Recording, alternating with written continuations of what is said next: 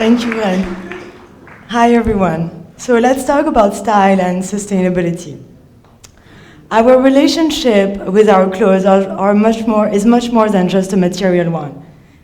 It's physical, it's cultural, it's emotional, and it's also personal.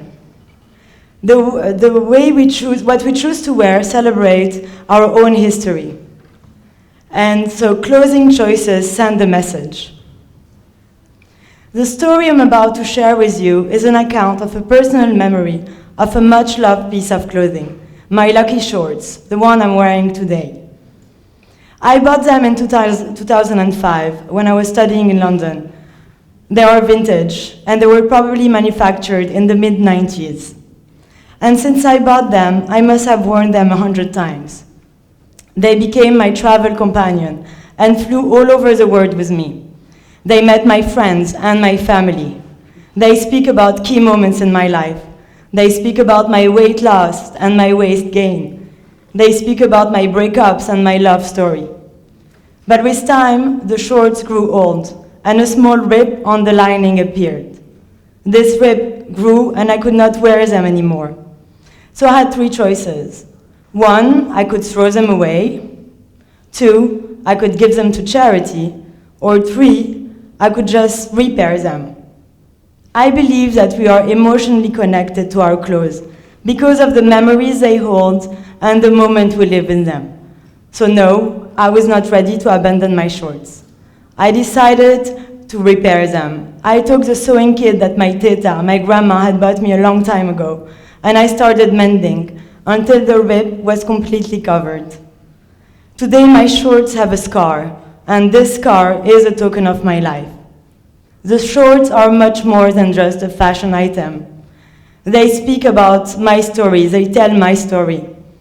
I care for them, and every time I wear them, I feel happy, I feel protected. As a fashion researcher, I became very interested in the connection between happiness and fashion. We tend to associate happiness with having.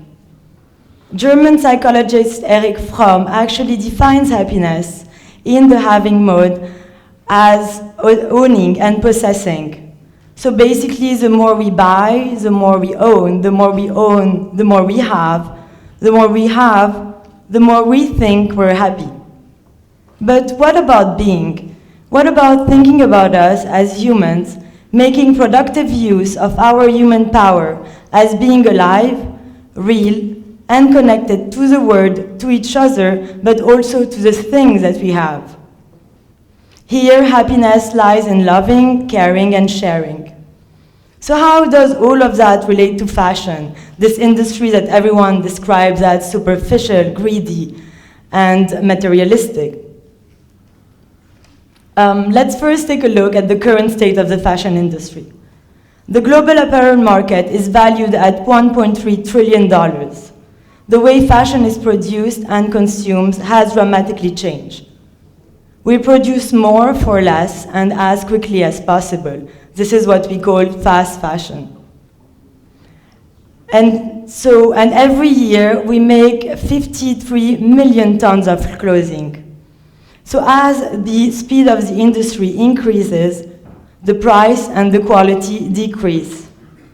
And we, as consumers, tend to want to buy more because we can. We feel richer, we feel fulfilled.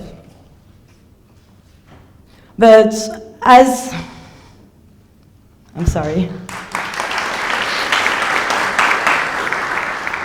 we tend also to like novelty, to like the new. We're obsessed with the latest trend and we keep on chasing it. But as we wear those clothes that we bought over time, they tend to lose the value they had when we first got them. Perhaps they went out of fashion. Perhaps they become damaged, or perhaps they become so familiar hanging there in our closet that we hardly notice them anymore. The idea of a closet full of nothing to wear is a cliché for a reason. Now we have bigger concerns. Water pollution, textile waste, and toxic chemical use. Fashion comes at a huge cost to our environment.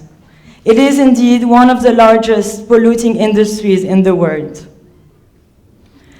1.1 million tons of used textile are being dumped by us consumers in the bin every year. And it is estimated that 3/4 of the consumers throw away before even thinking about recycling or donating unwanted garments. So we have a huge crisis. Our system is broken. And today I'm here to offer you a very simple and easy way to be part of the solution. Because even the little things can make a huge impact. So going back to the story of my shorts, this story highlights the importance of the fashion narratives. It celebrates the value of a piece of clothing and shows that clothes can also be memory keepers.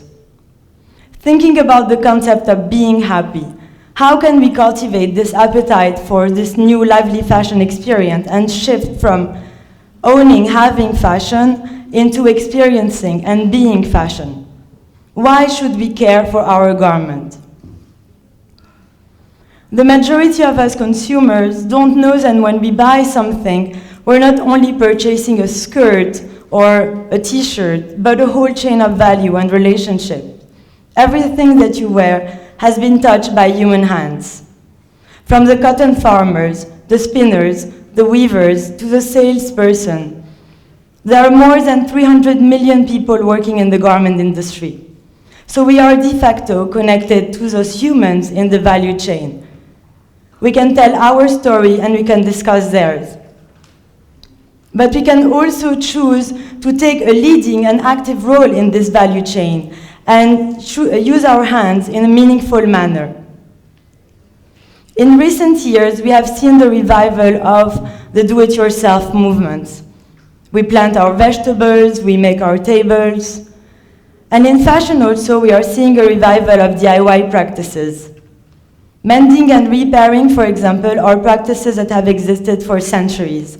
And they represent a fundamental aspect of our Oriental culture and economy. So instead of throwing your unwanted clothes, reuse them, fix them, repurpose, and recycle them. Contrary to popular belief, a rip or a stain does not mean the end for a piece of clothing. You can easily give it a new lease on life. And the best part is, the tools you need are probably already in your home. Most of us here have a sewing kit at home. For fallen button or small rips, it's a quick fix. Otherwise, you can always visit your local tailor. It will not cost you much, and you will be supporting your local community. If you have a damaged garment that you cannot wear anymore, repurpose it. If it's a gown or a long dress, shorten it and use the excess fabric to make a belt or a scarf. If it's a damaged t-shirt, cut it into small pieces and use it as cleaning cloth in your home. You can also be creative and cover holes with patches. This will give your old garment a new style. So think twice, and instead of buying a new garment, fall back in love with your old ones. Now, perhaps technology can also help us. I call it DIY 2.0. And the best example is Post Couture. It's a Dutch fashion company that allows consumers to download, personalize, produce, and self-assemble clothing design. It's the first fashion brand to actually merge DIY practices with the third industrial revolution. And the idea is pretty simple. You don't even need to be a fashion designer. You go on the website, you choose the design, you provide your measurements or your size, you choose a piece of fabric, an ethical piece of fabric, and what happens is that they will send you the garment blueprints and the instruction. And with that, you have endless possibilities, because with one design file, you can remake the garment using a different ethical material. The other option is also to buy a pre-cut garment and make it yourself, which is what I did. So I bought a pre-cut garment, and here I am putting it together. There are two different pieces. And this one is produced on a laser cutter, and it is made in recycled PET bottle, which is an eco-friendly material. So it took me 40 minutes to put it together. which may sound like a slow process for a lot of us because we can buy a t-shirt today in 5 minutes. But during that time, I was in a state of engagement. I was actually doing something with my hand, making something that I would wear afterwards. I felt connected to this piece. I felt happy because we were actually sharing this story together. And today, I'm here sharing that story with all of you. So this is, the way it's done, it's an interlocking system, and here is the final shirt.